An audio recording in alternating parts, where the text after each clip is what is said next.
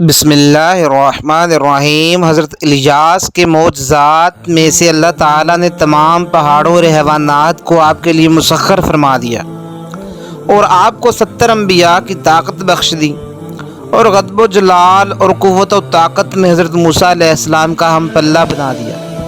روایات میں آیا ہے کہ حضرت الیاس اور حضرت خضر علیہ السلام ہر سال کے روزے بیت المقدس میں ادا کرتے ہیں اور ہر سال حج کے لیے مکہ مکرمہ جایا کرتے ہیں، اور اس کے باقی دنوں میں حضرت الیاس علیہ السلام تو جنگلوں اور میدانوں میں گشت فرماتے رہتے ہیں، اور حضرت خضر علیہ السلام دریاؤں اور سمندروں کی سیر فرماتے رہتے ہیں، اور یہ دونوں حضرات آخری زمانے میں وفات پائیں گے جب کہ قرآن مجید اٹھا لیا جائے گا۔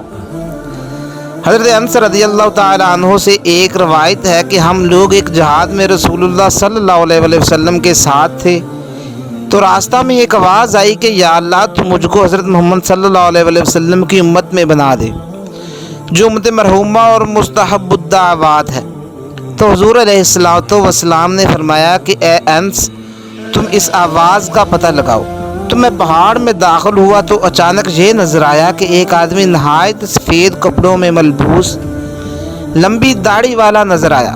جب اس نے مجھے دیکھا تو پوچھا کہ تم رسول اللہ صلی اللہ علیہ وسلم کے صحابی ہو؟ تو میں نے عرض کیا جی ہاں۔ تو انہوں نے فرمایا کہ تم جا کر حضور صلی اللہ علیہ وسلم سے میرا سلام عرض کرو اور یہ کہہ دو کہ آپ کے بھائی الیاس علیہ السلام آپ سے ملاقات کا ارادہ رکھتے ہیں۔ تو آپ مجھ کو ہمراہ لے کر روانہ ہوئے، اور جب آپ ان کے قریب پہنچ گئے تو میں پیچھے ہٹ گیا۔ پھر دونوں صاحبان دیر تک گفتگو فرماتے رہے اور آسمان سے ایک دسترخوان اتر پڑا، تو حضور صلی اللہ علیہ وسلم نے مجھے بلایا اور میں نے دونوں حضرات کے ساتھ کھانا کھایا۔ جب ہم لوگ کھانے سے فارغ ہو چکے تو آسمان سے ایک بدلی آئی اور وہ حضرت الیاس علیہ السلام کو اٹھا کر آسمان کی طرف لے گئی، اور میں ان کے سفید کپڑوں کو دیکھتا رہ گیا۔